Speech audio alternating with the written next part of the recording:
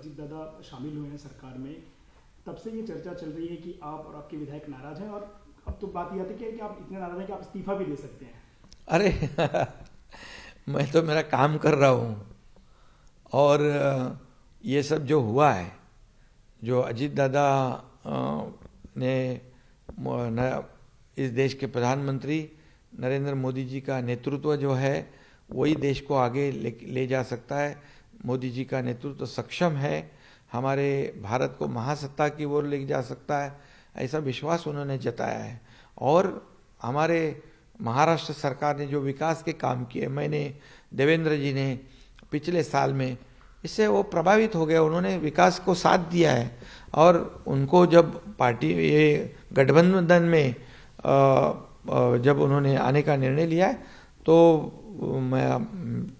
हमारे वरिष्ठ जो है अमृत नोनी पॉवर प्लस, यामध्ये असलेल्या नोनी फळामुळे ते फक्त आपली इम्युनिटी वाढवत नाही, तर दिवसभर आपल्याला ताजं ठेवतो। माझ्या उत्तम आरोग्याची ना अमृत नोनी पॉवर प्लस। देवेंद्र जी, मैं और वरिष्ठ नेता जो है, उन्होंने सब विश्वास में लेके हमने किया ये निर्णय लेना, क्योंकि उन्होंने हमारी जो भूमिका है, हमारी सरकार बनाते वक्त हम बाला साहब के विचारधारा को आगे ले जा रहे हैं, हिंदुत्व की विचारधारा को आगे ले जा रहे हैं, उसी के साथ विकास को जोड़ रहे हैं।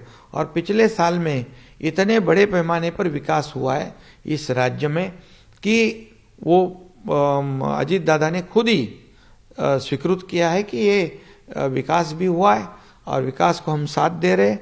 और राज्य में डबल इंजन की सरकार जो हम कहते हैं, अजीत दादा के भी वही विचार है, तो इसीलिए वो साथ में आए हैं। और आगे तो और काम होगा, मजबूती से काम होगा। और इसमें ये तो सब रूमर है, ये अफवाह है। ये इस्तीफे की खबर लोगों ने कहा आप इस्तीफा दे रहे हो, क्या प्रतिक्रिया थी आपके मन में, क्या लगा आपको? अरे कितने हद तक जाना, मैं तो कहूंगा कि उनकी जो पार्टी की हालत है, वो हालत को देखना चाहिए, उन्होंने आत्मचिंतन करना चाहिए। दूसरे के घर में झांकने से पहले अपना घर साबित है क्या वो देखो। वो तो घर टूट गया है आपके इस ऐसे रवैये से, और हम लोग तो काम करे जा रहे। मेरी भी कल हमारे विधायक और सांसद जी से बैठक हो गई, उन्होंने भी कहा कि क्या है ये राजनीतिक वो जो प्लस का जो गणित होता है, ये समीकरण मराठी में कहते हैं बेरजेचं राजकारण, इसमें ये सरकार तो पहले से कहते हैं कि सरकार गिरने वाला है, सरकार जाएगा, मुख्यमंत्री जाएगा। वो तो जब सरकार का शपथ विधि हुआ तभी से वो चल रहा है, लेकिन दिन पे दिन ये सरकार मजबूत हो रहा है, मजबूत होते जा रहा है। आज 200 के पार हो गए हमारे विधायक तीनों पार्टी के मिलके। और हमें केंद्र सरकार का आदरणीय नरेंद्र मोदी जी का, प्रधानमंत्री जी का बहुत बड़ा सपोर्ट है। हमारे अमित भाई गृह मंत्री है, वो भी इसमें हमेशा ध्यान देते हैं। जो भी कुछ समस्या होती है, जो भी प्रश्न है, जो प्रस्ताव हमारा जाता है, वो तुरंत मान्यता हो जाती है। इसलिए डबल इंजन की सरकार जो है ये बहुत मजबूती से काम कर रही है, और इसीलिए इनके पेट में दर्द हो रहा है। शिवसेना के कुछ विधायक निराश हैं कि उन्हें मंत्री पद नहीं मिलेगा, या जितनी संख्या मिलनी चाहिए उतनी नहीं मिलेगी।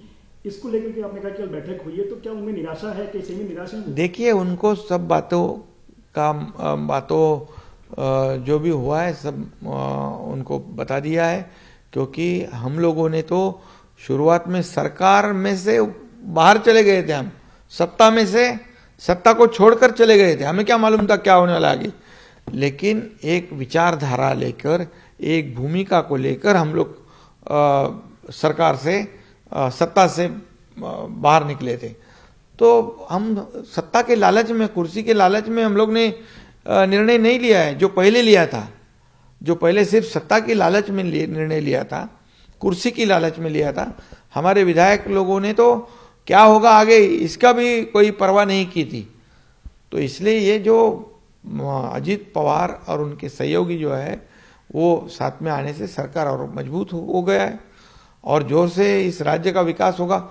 हम लोग देखिए, हम आम आदमी को बढ़ावा दे रहे हैं।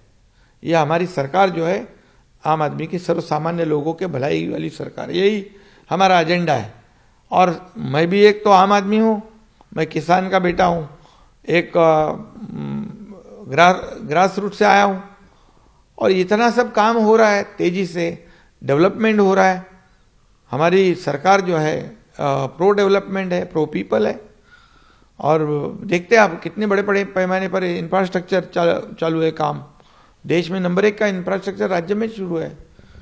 फॉरेन डायरेक्ट इन्वेस्टमेंट जो है वो जब महाविकास आघाड़ी की सरकार थी तो गुजरात और कर्नाटक आगे गए थे। जैसे मैं और देवेंद्र जी सरकार हमने बनाई तो फिर हम लोग नंबर 1 पे आए। तो ये लोग चाहते हैं कि काम, और लोगों को चाहिए डेवलपमेंट, और ये डेवलपमेंट के मुद्दे पे ही और मोदी जी के नेतृत्व के माध्यम से ही अजीत दादा पवार और हमारे साथ आए, उनका हम लोगों ने स्वागत किया है। सर, शिवसेना उभाटा की तरफ से फिर एक बार दावा किया गया है कि आपके कुछ विधायक मातोश्री के संपर्क में है और वो वापसी करने के लिए देख रहे हैं, उनके बारे में विचार किया जा रहा है, लेना है कि नहीं?